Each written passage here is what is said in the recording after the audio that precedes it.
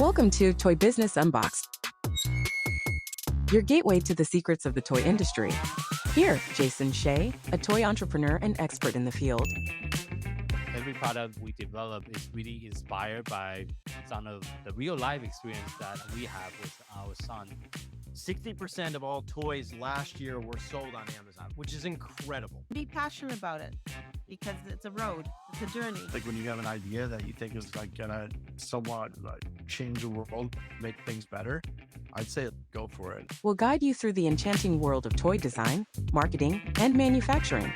Now let the unboxing begin. Today's webinar, it is a very hot topic right now, is really the tariff. I think there's a lot of that's happening on the news every single day when I turn on. And it's also a very fluid situation because it's creating a lot of uncertainties, anxiety for myself as well. Actually, all of our product for my own toy brand is manufactured in China. So we definitely are seeing a lot of the pressure and effect firsthand ourselves here at Toy Launch with all the different brands that we manage. And it's over 80% of all manufacturing for toys and game industry is happening in China. It is really hard to replace the manufacturing overnight, especially for some of the toys that require quite a bit of labor. So for today's webinar, the topic is going to be how can we tariff-proof our business and some of the potential strategy you can consider to implement for your business to further reduce costs and still stay profitable despite of the kind of the administration clash that we are facing. And we are just getting caught as a small business owner in between the giant countries in their trade war. So I personally can really understand a lot of the pressure that a lot of people in our industry is facing. Before we start the training, I want to give an overview. And also, I think it's very important for all of us to remain calm and not make any rush decision despite of some of the uncertainty. Besides some of the strategy, I will also sharing some of the things that we're testing and we're thinking about implementing within our own brand and some of our clients' brand to help them to overcome this situation together. Today's agenda, obviously, we'll be talking about different strategy and different things you can consider. And I will also spend time, few of the strategy talking about Amazon program you can also consider, especially for those of you that's already selling on Amazon or consider selling on Amazon. By utilizing some of the Amazon program, it might help you to reduce some of your operation overhead and also streamline your operations as well. I'm also going to talk about a few potential planning strategy you can also consider within your current business to see how you can reduce the cost and still import the product from Amazon. And we are also offering a free tariff impact assessment. So for those of you that's attending or watching the replay that would like us to do a tariff impact assessment for your brand,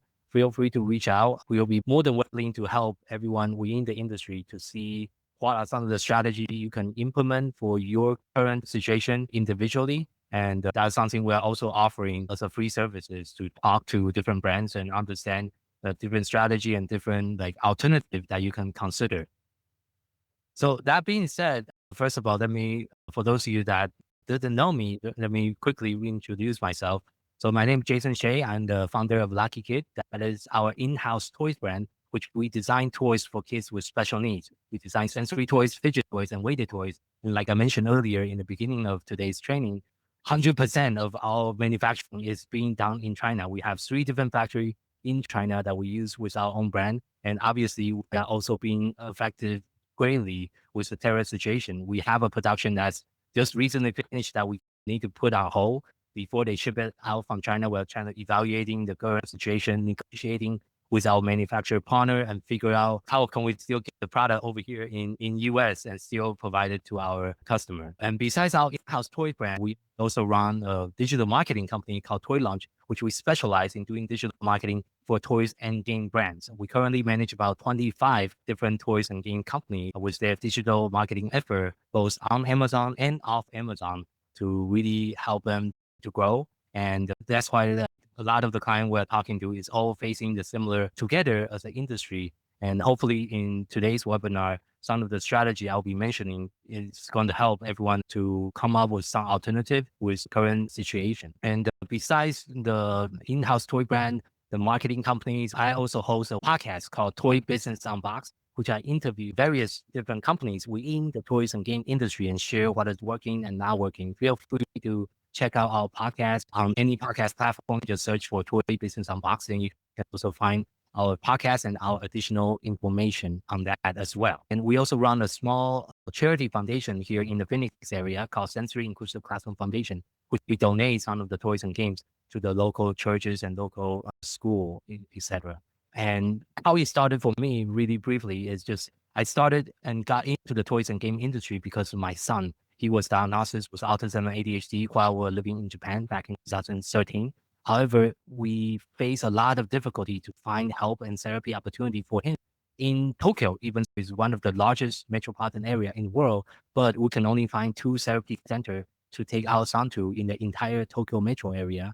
So we decided to move to United States in 2015, but only to find out the medical insurance in US is not the most friendly. A lot of you might recognize, and we are facing a very high medical bill with all the therapy that we need for our son. Like he requires 15 hours a week of therapy, $100 an hour, $6,000 a month if we want to do all the different type of therapy for him. That's why I started the toy business on the weekend as a weekend entrepreneur back in 2017. That's how I got into the toys and game industry myself.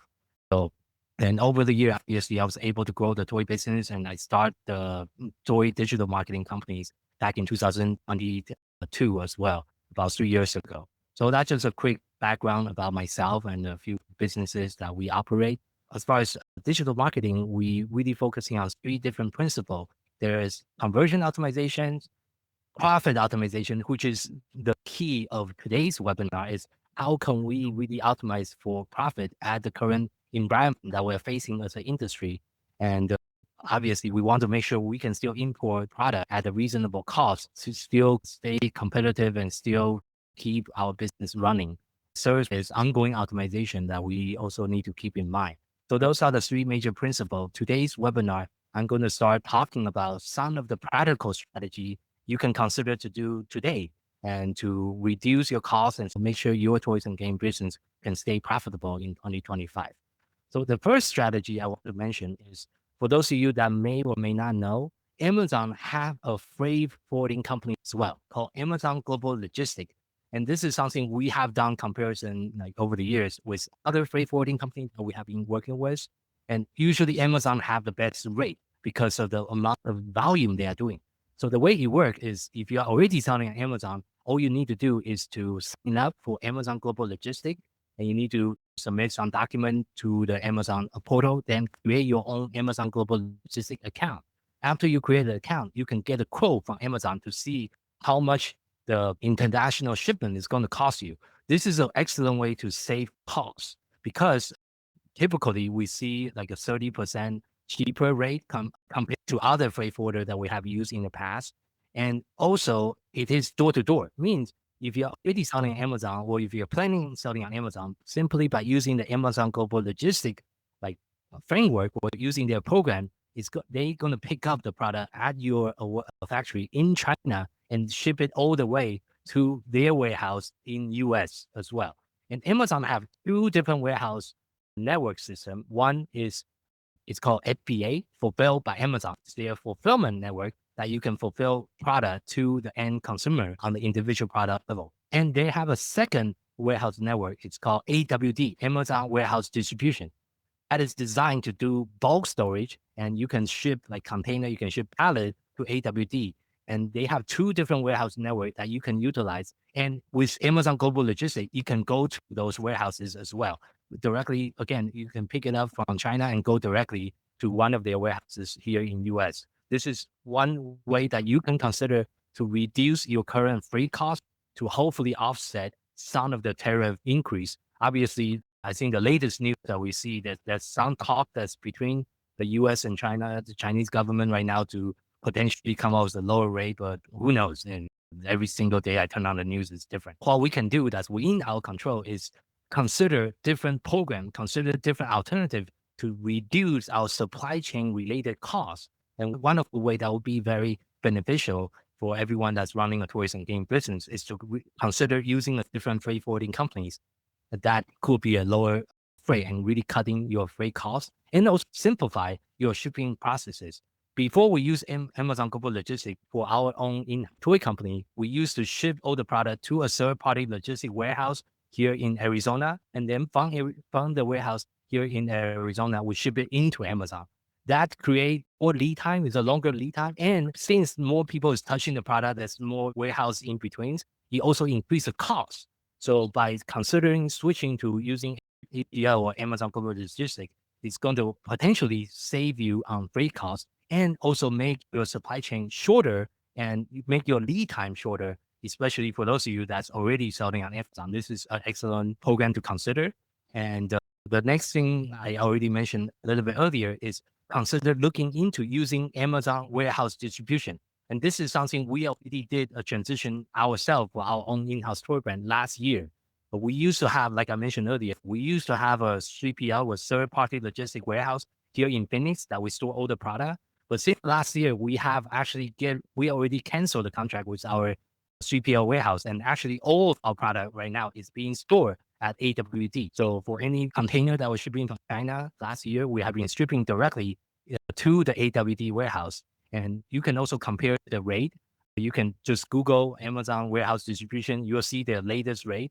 I believe they are currently charging about 42 per cubic foot per month. So you can do the calculation for your particular type of product and see how much potential storage fee that you can save by considering using Amazon's warehouse distribution compared to the current 3PL the third-party logistic warehouse that you're currently using. And the other benefit was using AWD is you can also replenish your FBA inventory from your AWD inventory. So this is another easy way to make sure your Amazon store have enough inventory, and you also reduce the amount of time for transferring. You can also set up automatic inventory transfer between the AWD warehouse and FBA warehouse, and you will also bypass some of the restock limit that you typically see if you're only storing in the FBA system. This tool program is something we use ourselves with our own toy company right now as well. And we have been seeing, this is something we implemented last year before this whole tariff situation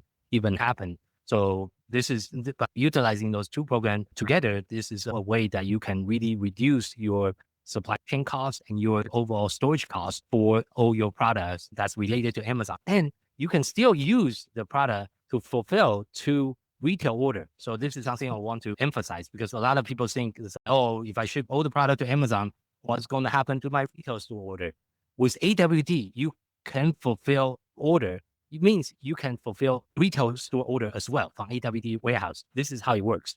Every single product you ship to AWD is going to store in the manufacturer carton box. If you get one box of order, let's just say you have 50 units of your toys or games in a manufacturer box, and one of your retail store partner just order a box of item from the AWD warehouse, you can create shipment orders from the AWD warehouse and ship directly to your retail partner from AWD in the original manufacturing carton. This is something you cannot do with the FBA program because with FBA program, their warehouse system for FBA is designed for fulfillment. And once they receive all your product, they'll open up the box and they'll put everything into bins. So usually we do not recommend to ship to your retail partner from FBA. So something to be aware of if you haven't used those two programs or you're not so sure the difference between the two programs. For any retail order, you want to ship it out from AWD warehouse inventory. Any individual consumer order, like 1 unit, 2 unit, or in singles digit, you want to ship it out from your FBA or fulfilled by Amazon inventories. So that is a way that you can pretty much fulfill all your fulfillment and inventory needs by utilizing the Amazon's logistic program that they already spend billions of dollars on creating, especially within US and across. They also have house in Canada and other countries across the world. For smaller business like ourselves, it's an excellent way to just utilize the system, the logistic that Amazon already created, and we can use it for our own business. So those are the two programs that you can consider. So I see a question about what is the minimum amount of product you can have to use for Amazon warehouse and logistics. Actually, you can ship in as low as you want. There's no minimum amount. You can ship in 5 boxes if you want to start out and to test their program to make sure everything is working how you think. You don't have to ship in a container to begin with. You can ship in a much lower quantity. There's no minimum requirement. for the AWD warehouse. They usually just have a maximum requirement. They don't want you to ship too much, especially for FBA. FBA have a maximum requirement. Well, AWD, I believe there's not a lot of restriction on that.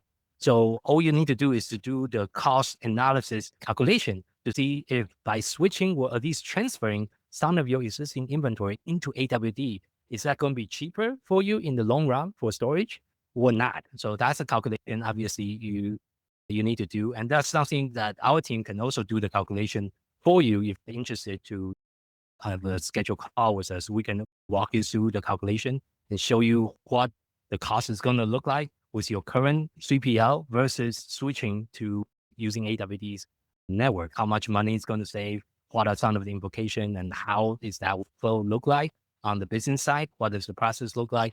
If you're interested, just send me an email and we can set up a separate meeting, and I can walk you through the details and help you to do the analysis. And usually we do that kind of consultation for free as well. There's no fee involved. We want to do everything we can to help other small business owners within the industry to really come up with solution to really reduce the cost. Beside the Amazon part, there's also other strategy that you can also consider. And this is something that a lot of people has been talking about this online, is to diversify your manufacturing outside of China. Obviously, there's other like alternative you can consider, but this is not going to be easy because like even for our toy company, we have been so heavily relying on Chinese-based manufacturing. It is really hard to, of course, it takes time to find other supplier that can produce the type of toys that we have or the type of game that we have and still produce the same amount of qualities and also still have the capacity to produce a product. Some of the top alternatives you can consider, obviously, that's Vietnam, that's India, there's other like countries. I put in Mexico here, but Mexico is kind of tricky for toys and game brands. So far, I haven't had a lot of luck on finding good manufacturing company in Mexico in my personal experience. We are looking into some other supplier in Southeast Asia at this time, but nothing is really finalized yet because it does take some time to look and evaluate other manufacturing besides the current supplier that we currently are using. But this is another way to consider as far as diversifying some of your manufacturing outside of China to really help the situation with the upcoming tariff and a lot of the uncertainty that's currently happening right now. The fourth strategy you can also consider, this is going to be something that you can also really talk to your manufacturer about, is to consider optimize your packaging for freight efficiency. And this is something we have done with some of our toys and some different products. By redesigning the box, we can still ship the same product at a smaller like box.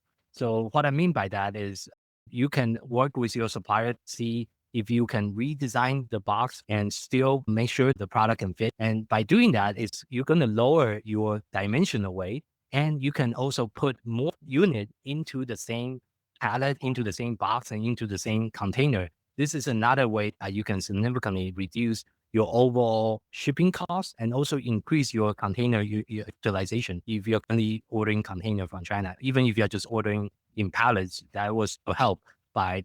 That's another way you can also do the calculation or talk to your current existing manufacturing partner to see if they can come up with a better packaging solution for your existing product. So it's going to take up a little bit less space. Another thing to consider is also to work with your manufacturing partner to see if they have other alternative for packaging. Maybe that's also some additional costs you can reduce by looking into other packaging options or even looking into other packaging dimension that will help with your overall like supply chain and your overall cost efficiency for your brand as well. And then the fifth strategy you can also consider is to simplify your product to cut costs without like sacrificing the customer experience. This is what I mean is you can consider using different kind of material for your current product. For example, for board companies, you can consider switching some of the material type you're using for some of your pieces inside your games from like switching from a custom plastic insert to maybe consider using a cardboard one, or you can by switching some of the material you're using inside your current product design. That's also a way to reduce your manufacturing costs and also just make your overall costs more efficient. And that's also something you can also like talk to your manufacturing partner about to see if there's any room for additional like cost reductions in the current like design to see if we can either use a different material or use different packaging and try to reduce costs. And again, the tariff is usually being imposed based on the invoice amount. So if you can reduce the cost of the goods, obviously the impact of the tariff is also going to be lower as well. So that will be another thing you can spend some time to talk to your current existing manufacturing partners to see how you can redesign or re-engineer your current bill of material for your particular product and see what are some of the cost saving potential there for your product going forward. And because just like us, the Chinese manufacturer and the Chinese factory is also suffering a lot in the current situation. A lot of them is not getting any order out. Like one of my factory I talked to, they have a lot of product that was supposed to ship or supposed to be, a lot of the US customer actually canceled their order last minute because of the tariff situation, or a lot of things just being put on hold. Like the production was being put on hold as a lot of the companies is waiting the situation to see where this tariff situation is going to turn out. So that means the factory also have a lot more room to negotiate with you because they still want to do business. They still need to survive as a company as well. So that's also something you can use this time as an opportunity to renegotiate with your current manufacturing partners. The next thing is this is going to be a critical, and this is going to be a very good time to renegotiate for better freight term. The most commonly used freight term is usually FOB, free on board, or EXW, export, or DDP, means deliver duty pay. The main difference between it is it depends on which trade term you are currently using.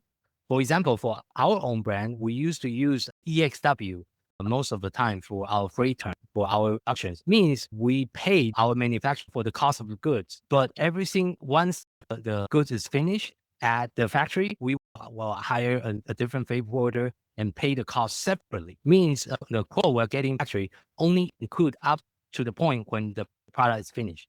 Once the product is finished, it's up to in our hand to arrange for the pickup and arrange for the freight forwarder to do the customer clearing and also paying for the freight ourselves.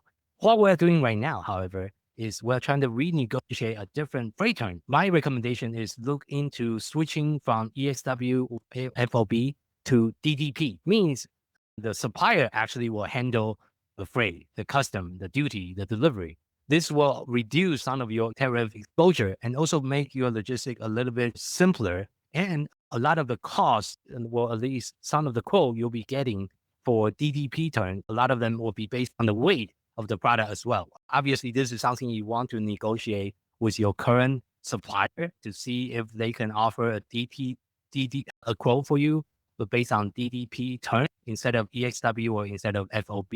So by doing this renegotiation, you might be able to save you quite a bit of cost. And also you want to make sure you ask, a pro tip here is ask for a quote under different terms. So give me a quote for the EXW term. Give me another quote for the DDP term and give me a quote for FOB. Then you can do a comparison to select the best options. But based on the current situation with the tariff, the recommended term that we are trying to negotiate right now, even with our own toy company, will be DP, will deliver duty pay. So that means the importer of duty will be your supplier instead of you, because they will be the one that will be arranging the final freight or the final leg in the supply chain to get the product from China or from your manufacturer countries into US. The latest quote I'm getting for DDP right now is about $2.60 per kilogram. And of course, this rate changes all the time. It depends on the latest freight market and based on a couple different factor. But that's a conversation worth having with your supplier, with your manufacturing partner to see if you can get a different quote for DDP and EXW. So this is it's also a good time to renegotiate the freight term with your current partners. The next thing is you can also take a look at the current HS code that you're currently classifying your product under. Obviously, you don't really know exactly is the new increase in tariff is applying to every single product or is it applying to certain type of product. There's still a lot of things that's still in the air. The current Trump administration is still, they're not really clear on that. They're trying to make exception for a few categories, and there might be some exception for semiconductor. They may not, but that's something you can also like use or talking to your current broker or your current freight partner to first understand what is the current term, your HS code that you have used in the past. What is the other code that might be also that you can also use that you can still classify your product under by like maybe considering switching or reclassifying your product under a different HS code that's still correct or still relevant. You might help you to reduce the duties. But of course, you want to make sure you're not misclassifying your product into a totally different categories. For example, some toys that's made of wood or educational use might fall like under a different tariff code. So that's something you can also look into to see. The suggestion here is to review some of your best seller that you have under your companies. Maybe review some of the top 5 best sellers you're having and to see what is the current HS code that you're using when you're importing the product. What are some of the alternatives that you can consider to reclass your product under that is still like that's still like following the rules and everything. So that by switching or reclassifying your product, that could also potentially have some implication to reduce the potential of tariff impact. So this is another strategy you can consider to review and to talk to your current freight partners about what are some of the alternatives, what is going to be the implications going forward by doing this kind of switches. And the next strategy, obviously, you can also negotiate for a better support. And a lot of the manufacturing partner we are negotiating in China, they still want our business. So how can we still like do business under the current environment? Maybe you can ask for a temporary discount, or you can ask them to see if you can be a win-win situation for them. Due to the rising tariff, I would like to explore a temporary adjustment to our pricing, maybe like a small discount or some kind of discount to still ensure we can still order from the factory. And that this is time to have an open conversation with your manufacturers, either in China or in other country, to see if there's any other room for negotiation. And besides discount, you can also ask them to give you a better payment term. And or you can also to see if they have any other alternative for you as far as like shipping partner, like I mentioned earlier, give you a different freight term. That's another way to also negotiate to see if they can provide you with a better quote under a different freight term. For example, I mentioned about DDP versus FOB and EXW. That's another way to really reduce your potential cost exposure under the current situation.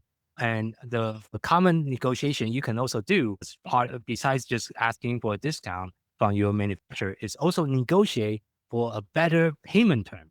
And this is going to be very important, very helpful, especially for your working capital within your business. The typical payment term for most of the manufacturing is usually they'll ask for 30% deposit and another 70% due when the production is finished. But what you can try to go back and renegotiate if you already pay for the 30% deposit is instead of paying 70% when the product is finished, some factory is open to, okay, to do a 30, you can do like a 30, 30, 40, means you do the 30% deposit, another 30% that's due when the product production is finished. Then the remaining that 40% is due when the product arrive in US.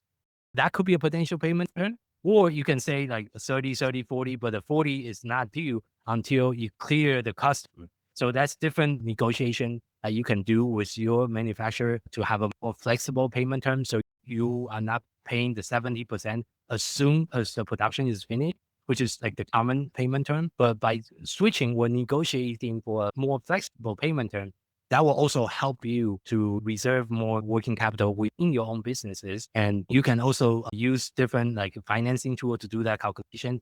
And usually if you want to do that negotiation, I would suggest to come up with the financial projections and show that to your manufacturing partner and saying that by providing us with this new payment term, this is how much we can still order.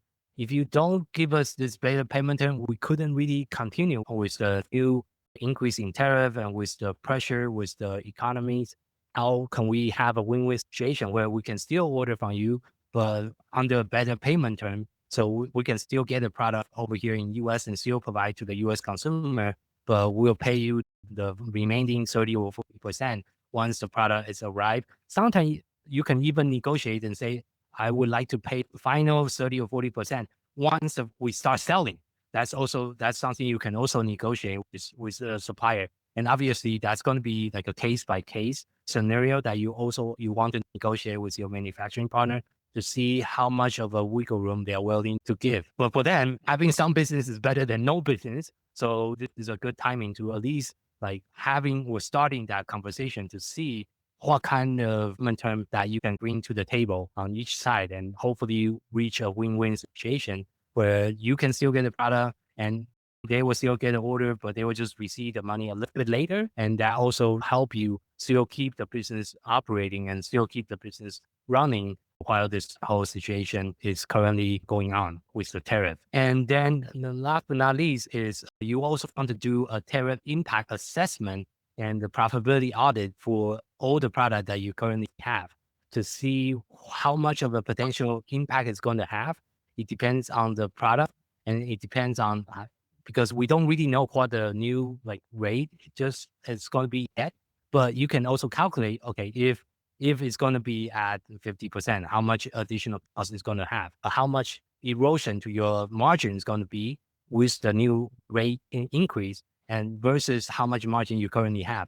And you might want to consider either increasing some of your pricing for your product in the future, or to see if you want to sell through some of the inventory and see how much inventory you still have on hand here in US, and see how many days and how many months you still have as far as inventory goes before you completely sold out. So by doing that kind of analysis, it's going to help you to understand, okay, how much more months do we have? How much time do I have before I'm completely sold out of stock?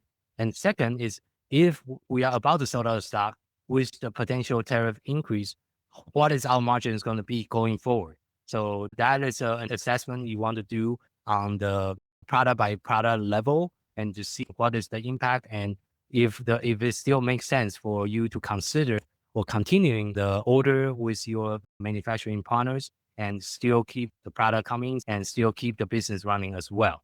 And like I mentioned earlier, this is something we are also trying to do a free assessment for the people we are talking to. So if you are interested for us to have a conversation to take a look at your current product, feel free to reach out to us. Visiting our website will send us an email. I would love to have a conversation with you and understand your current situation and see how we can help. And we can do a free assessment to see what your current margin is at, and see what are some of the strategy you can do as far as increasing or improving your margins. And also some of the supply chain, we'll also help you to do a current supply chain review to see what does your supply chain look like? Do you have a 3PL? Do you have a third-party logistics you are using? Have you considered switching or using other alternatives like the Amazon program I mentioned earlier? That's something we are also currently offering for free for the brand that we're currently talking to. With our free audit, we'll do like a SKU by SKU tariff impact, and also come up with a suggestion for a potential price adjustment. And we will also rank all your product from high risk and versus high margin. And we can do like a SKU by SKU analysis, see what you can do for your toy and game companies in the current situation, and give you like a next step recommendation to still protect your bottom line.